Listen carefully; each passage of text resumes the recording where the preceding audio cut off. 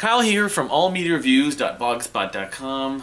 The big albums of the year, album countdown 2015-2016, or in effect 2016. So these videos tend to go long, and I'm pretty sure this is gonna be the first of two parts. So I'm not sure how close, probably the 30 something through 10. I'm not sure. So, but I may as well just get to it. Say brief few words about some of this stuff, and I don't know if some of it anyway. So number 33 on my list, if you haven't seen on the blog, I posted it, of course, in some of the message boards. And I think, I linked it on Facebook and Twitter, of course. Revere's final EP, final release, Man of Adam. Very good EP, 7 tracks, probably the most poppy, accessible song called Last Branch Standing. Electronic element, but they still have the Revere sound with the singer Stephen Ellis. This is a British band who's been around 20 years, as I mentioned in a couple videos ago when I was talking about their ending, getting this in the mail from them. So anyway, good EP, good way to go out. Sad to see them go, but certainly on par with their other records. Alright, so I don't want to skip over anything. Let's try not to. I believe that was 33, yeah. 32 is Steven Wilson's 4.5. Which is kind of, based on the title, it's like between his 4th and 5th record, of course. A lot of music from both Hand Cannot Erase and The Raven Refused to Sing, and some other older demos, I guess, and one of them may have been from the Porcupine era. Of course, there's also a live version of Don't Hate Me that was on I think it was on the Raven tour. It was either the Raven tour or the tour for Hand Cannot Erase, the first leg, with that female singer I'm spacing on. But my favorite tracks probably being Vermilion Core, which is an instrumental. It's very very textured, heavy, progressive, that kind of thing. But yeah, it's pretty good song. My Book of Regrets, a lot of people love the bridge. Gets kind of crazy at times. So, but yeah, thumbs up on 4.5. I probably should try to get the vinyl at some point.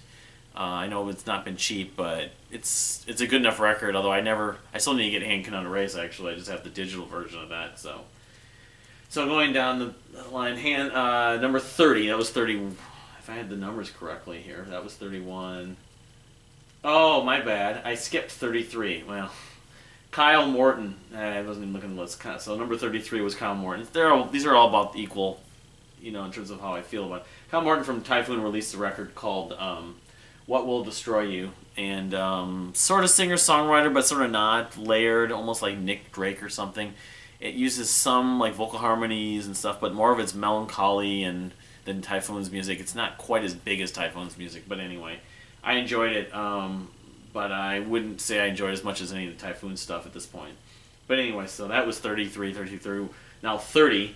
Hands of Despair, a Canadian sort of progressive, extreme death metal band. They had an album called Bereft. Good record. The singer kind of reminds me of Daniel Gilmour at some point of Pain of Salvation, and the production was still very much, or pretty close to what I would feel of their last record, which I was introduced to, Hands of Despair. Very clean mixing. The vocals especially sound really clear, both clean and growls and that kind of stuff. So I haven't revisited it in a while, so I probably would have put it a little higher, but, I think I remember when it came out, I enjoyed it, and then I just didn't get a chance to go back and listen to it. But still, number 30. Number 29, Pain and Exile's debut album, The Ordeal, which was, 6, 7, 8, 9 years in the making, whatever, they've been together. And it being number 29, I had been looking forward to this record for a long time. They were sort of doing progressive metalcore with keyboards, very much between the Buried in Me tradition of sorts, like the sort of early to mid between the Buried in Me. This record, there's more gent at points and metalcore, like almost like at points slight breakdowns that I was not expecting.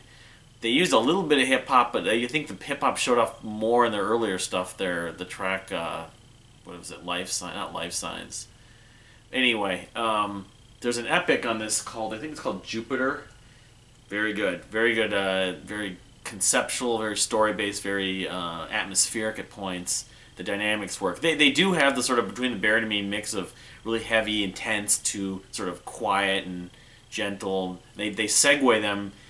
They're not. It's not so contrived. It still sort of work. It works surprisingly, but at the same time, I don't know. I think the metalcore and the gent may be shying me away from loving this record. I have a pre-order that I got, and I haven't received it yet from the Ordeal. So, but still, I mean, it was great that they finally put it out. At some point, we figured it never would come out because it was 2009, the last time that we really thought there was momentum for this band. So it took 7 years to come out.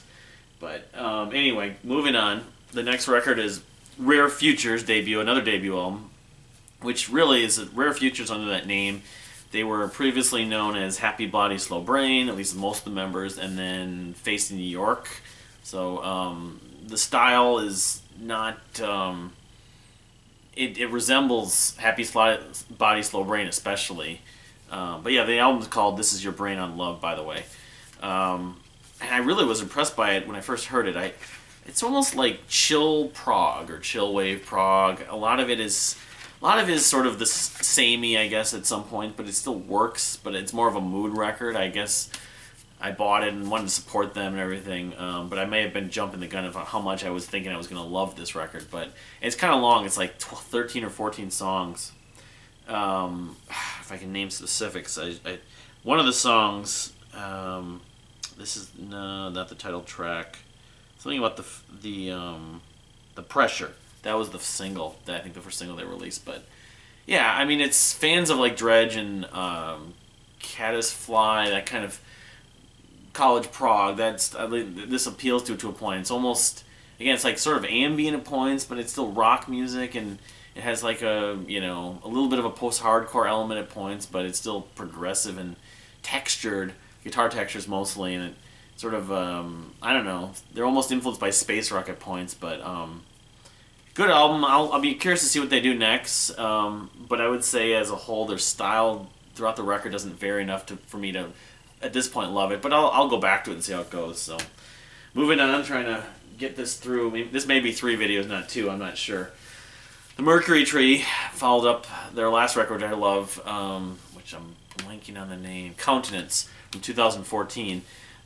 This new album of theirs is called Permutations, and this album, by comparison of that record, is more technical and more heavy, and I think it's even longer, which is good and bad. I guess like Hands of Despair, when I first heard it, I was listening to it a bit, but it was such a long record. It's like 65 or 7. I don't know how long it is. It's not that many songs, but it's cool artwork, and I showed it in another video, I think. But band from Portland, Oregon, sort of doing math post prog. It's I don't know if I could pinpoint my favorites on here, because I mean the title track is pretty good for Permutation. I guess would be one from memory, but I haven't fully listened to it since the spring. I tried to revisit some of it and got interrupted, but it's very very technical. I mean it's for progressive fans, people that really almost like the Dillinger Escape Plan. It's really busy at points. The vocal harmonies are there, but I don't know, the vocal harmonies didn't stand out from a recall basis as much as the last record, but I still like it, and I think it's a record. I told the members I think over time I might be able to appreciate it as much as more than I'm initially getting into it, but people are really liking it from just the vague ratings I've read on Rate Your Music. So moving on to that, the next one I have the EP. Let me just pull this over here, maybe from Protest the Hero, Pacific Myth, and I would say again this was an EP. It's like 6 songs, 7 songs. They did a sort of a pledge music, and they were given one song at a time. It was late in 2015, and then they released it finally on Spotify and some other sites just in the last month or two. It's Protest the Hero. It sounds good. The writing's good. I still have yet to find that I've been attached to anything like their debut record, because they never really fully brought the acoustic sections back. They've never done that again. But I think this works as a whole because it's not as long, and I think the writing is still as good, if not better, than the stuff they've given the last couple of records. Although I like the last record somewhat. I think was it Volition, the name of it. But from Fortress to the one that followed it, which I'm blanking on.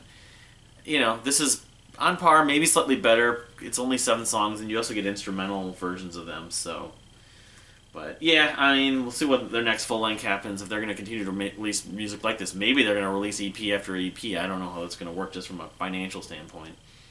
Number 25, Mutemath, of course. Vitals came out last November, so it goes on this list. Good record, electronic, more electronic than any other Mutemath albums. There's like 3 or 4 songs. I say a lot of these albums, I should pull it up just from memory. Let's see here. Just to give specifics. Monument. Yeah, I mean, there's a lot of earwormy kind of memorable songs. Bulletproof, Best of Intentions, the title track, Light Up.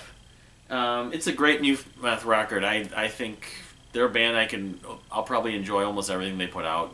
It's energetic. It's just a little more electronic than even. I like the last record more, which I'm blanking on too with Blood Pressure and everything. Yeah, I still like it. I know some people thought it was too electronic.